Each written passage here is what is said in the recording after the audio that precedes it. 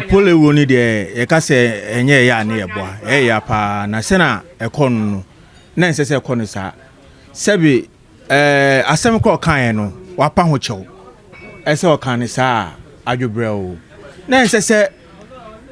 ba ne se muma no woni se nse se oba nsu ache even nsu ache ko ko no ko se as a football fan ye nyina nim se ye tu kwan ye kodi bo achi a ye nyina nim dia na esi but ya ne ense de se edane koye owu asem but in fact ya because Pooley no if you can oba TV sooner the way or discretion ya na nyina eto asum ma nyina hu say okay or a football fan but me hear justice amanu ebasa na ha dwen when na ma ya ntimi ko stadium no because be ko stadium no ko show ko nhye wo de wo di traffic kran keye enti Pooley won de mesre empenifo nhwem because ya ojan yire ni ma ho wo be go to the extent say wo be fasikan ana be fa dadwa be fa bibia show ho e de ko pra wo nua de me nya sure say ya de papa even team papa kra be Barcelona Madrid mu krampa high tension krampo wom omo boss air classico krampo ni sa ne ma no omo nkum obi at the end no be a legitimacy but no you normal thing in football because football dey contact game enti like wo be fa bia yi ade abetimi dia ha me wo nua de a show ho e de ko pra wo nua na de ko ko nua de enye kwan papa so football there ya for entertainment ya nyese yenhwe na enipewunti ya de ayedegi yani na football no so no so ya wo ye dani a obi be kasa etie obi anye dani a o man ya ye wo me president kura ye kasa etia no nti so obi akasa etie wo a ye mfa ho abufuo emfa sekan enkowo obi na Ghana no akoye se obi ye bone a ye ntwe na so ntifiti May 9 enkrofo adi bone wo football mu sa bo no obi butu oba kura na prayer butu no prayers na wo mo ko ye discipline obi anti amana akoso sa na sese di owu ba enti mesre se we a esino manensi ho a wo mu hwehwem dia enam no so a owu no bae no ye mpanish no na nya asem da ho emma obi a ama obi a ko stadium a watumi akomport no ho mesre fans so se wo mu ko stadium obi an comport no ho eye ball na wo kohwe enya antemdidie enya ntokwa wo hwe ball no wi a eye ade miansa na wo ma da se wo belusu ana be nwine ana se wo bodro a wafa wo nwine a wafa de tene se ye black Pooley a wo wini de ya yen say ye hwe no TV so e ma ye nije because o ma agro no ye de you say beef ni koso sa na we can on has ni share e ma agro no ye de nti I don't know why I say team kitwa we nso chairman we ti dem pa no mu hia e see etumi hwe ye nuanim say ye bu na ku no nti see a me de hwe na makunu no e de pa na nso chairman fo omo ya fa ho de ai de e de ama me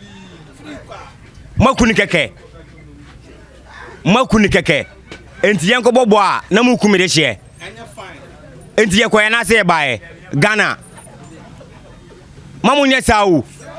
enti sa na so mu bo no de anhwe de betimasi no enye papa enti ye pamchowa ye seremu mu no mu nkasa na de omo maye no omu hu de obetima ye de ayafa ho na me so makoma nye de ento me ye because me de hye no maye de omakunu no enti sa de a menti ase ball de em se Ghana for pe ball pa na so duru ba bi a enema bi a ya fam no ana se esie no entwa yie fi se esa ball no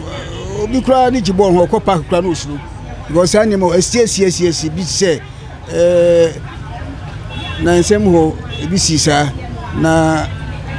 o se ye de ye hwe ye hu ye pa na nipa o ye sa de ne de ye sure se ada so no ade no beba anase bia aposifo nso be so no mu fi se nguasema Ghana man they say am say akoba bia manfo ati say de asi wo Ghana ni main disaster kura me call park e ko hwe ball